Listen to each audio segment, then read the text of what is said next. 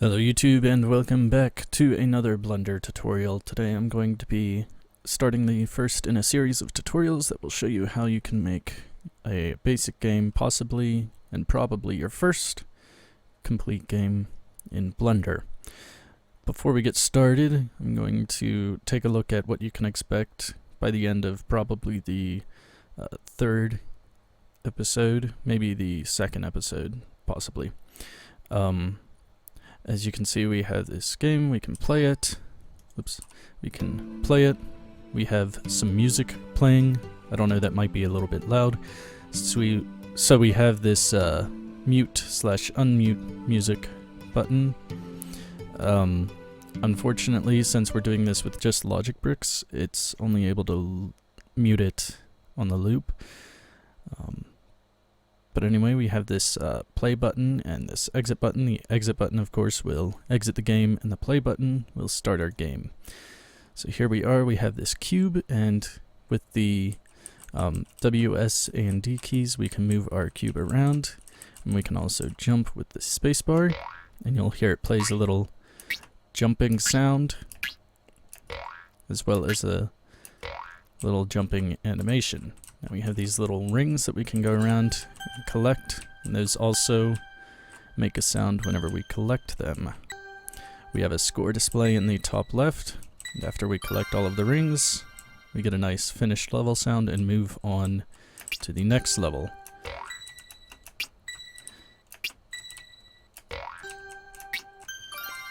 And I'm just going to speed through this level here. You can see we have ramps, so the player will be able to move in like 3D space. So you move up this ramp, jump across the gap, and up to the top where the last coin is. Now, here's another interesting level. We have this red button over here. If we jump up on it, we get this red ramp that leads up to the second coin on this level. Okay, so that's what you can expect to have at the end of maybe the second or third episode, and after that I'm going to be taking suggestions from you guys on what you want to see added from there. Okay, so here we are in a brand new Blender file. So when you're making a game in Blender, there's one important step that you must always do, or you will most likely run into trouble, and that is switching all of the buttons, all of the GUI, to be compatible with the game engine. So to do that, up in the top center you see this little drop down menu here that is currently set to Blender Render. Well, we want to set that to Blender Game. And you'll notice all of these buttons and stuff over here have changed, and that's so that they are compatible with the game engine. And specifically for this tutorial, we want our windows to be laid out the same, so that whenever I say, the window in the bottom left, you will know exactly what window I'm talking about.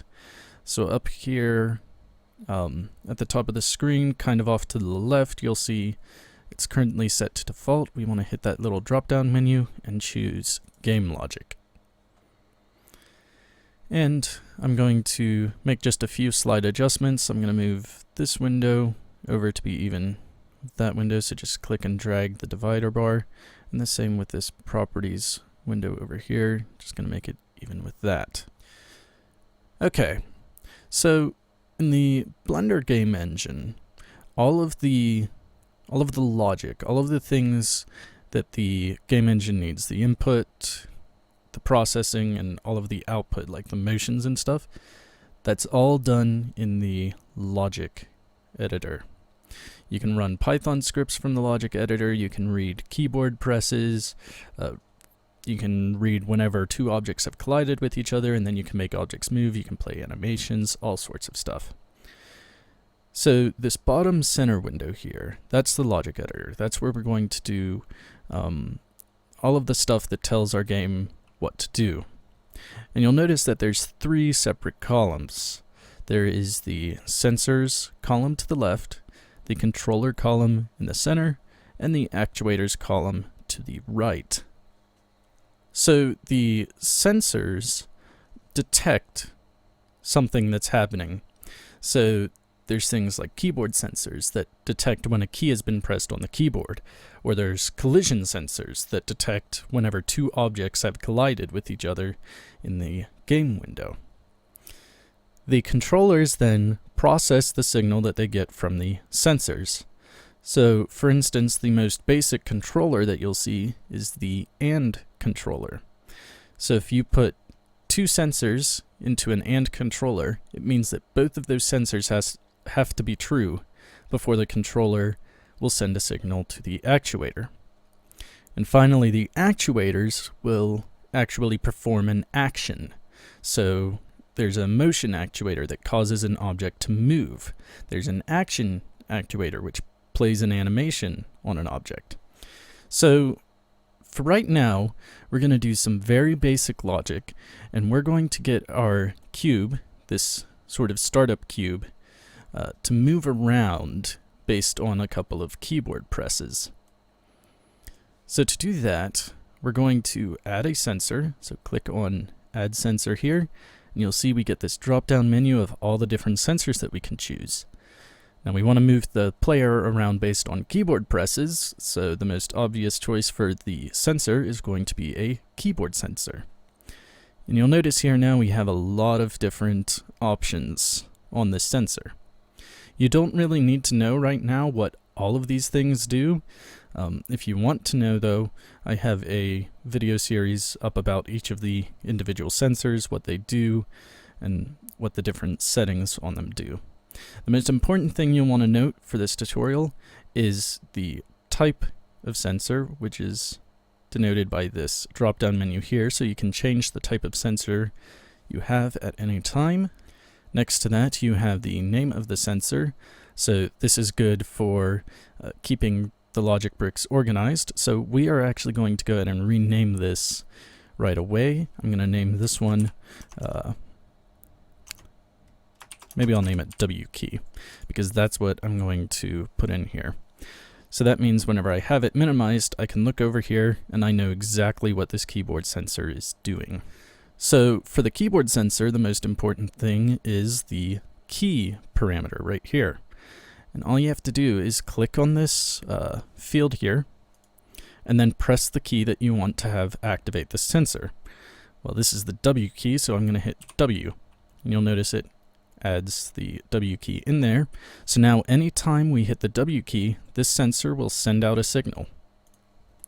Okay, so moving on then to the controller, we don't really need a controller here because we're not going to be anding the movement with anything. So in those circumstances, you can add either an AND or an OR controller, but for the most part, we'll just use AND because it's very simple.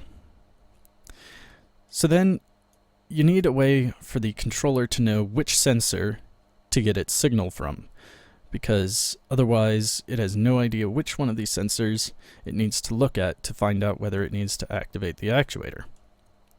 So to do that, you just simply drag from the dot at the end of the sensor that you want to the dot on the controller that you want it to activate. And you'll see a little wire appears between the two, showing that they're connected to each other. So now this means that anytime we press the W key, it will activate this controller. And we're going to do the same thing with the actuator over here. We're going to have to connect the controller to the actuator. So again, we want the cube to move whenever we hit the W key. So we can click Add Actuator and look through all of the actuators we have to see which one makes the most sense. Well, we have this motion actuator, so why don't we try that? Okay, so we can see that we have 3 different columns and 2 different rows. The 2 different rows stand for location, which is noted by lock, and rotation, which is denoted by rot. And the 3 different columns stand for the 3 different axes of movement. So on the left we have the x-axis, on the center we have the y-axis, and on the right we have the z-axis. And then to the right of each of those columns we have this little L button. And that stands for local space. So if it is dark like this, it means we want to use local space. If it's light like that, we want to use world space. And if you don't know what local versus global space is, take a look at the cube here, and you'll notice that currently the y-axis is pointed that way, right? If I rotate the object, you'll notice the y-axis is still pointed the same direction.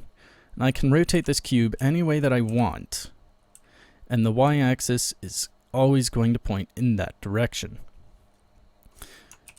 Okay, so what if I use global space? Well, right here at the bottom of the window, we can view the coordinates in local space. And now, if I rotate the cube, you'll notice that the y-axis follows the rotation of the cube. No matter how I rotate the cube, the y-axis is always going to be pointed out the same side of the cube. And that's what local space is. Now we're not going to be spinning this cube around. So usually whenever you don't care which direction the cube is facing, you just know you want the cube to always go this direction, you will use global space. So we're going to do that for this tutorial. So we then need to connect the controller to the actuator. And finally, we need to choose which axis we want it to move on and how far we want it to move on that axis. So I'm going to say that the front of the cube, or the direction that we want it to move whenever we hit the W key, because that's the sensor we're working with here, is going to be positive on the y-axis. So whenever I hit the W key, I want the cube to move that direction. So I want to move it on the positive y-axis. So I can do that by just clicking on either side of this column to adjust the y value. So there it's at 0.1 on the y-axis, and you can also click on the center if you want to type in a value. Okay, so we've got our first bit of logic in here, and now I want to try out the game. I want to test it to make sure it works. So all I have to do is move my mouse cursor over the 3D window, that's this area where you're viewing the cube now, and hit the P key on your keyboard. Let me just bring up the keyboard again. Hit the P key on your keyboard, and it starts the game. So you're now in the game, you're testing it, everything's running, right? So let's go ahead and hit the W key and see what happens. We see that the cube moves forward, and that's good. That's exactly what we told it to do. Okay, so now let's go ahead and add the rest of the logic to get this cube moving around in all directions. We want it to move backwards, or on the negative y-axis whenever we hit the S key, left on the x-axis whenever we hit the A key, that's also negative on the x-axis, and we want it to move on the positive x-axis whenever we hit the D key. So go ahead and see if you can add all of that logic. I'm going to go ahead and add that myself, and I'm going to sort of time-lapse it, and then I'll see you in just a bit.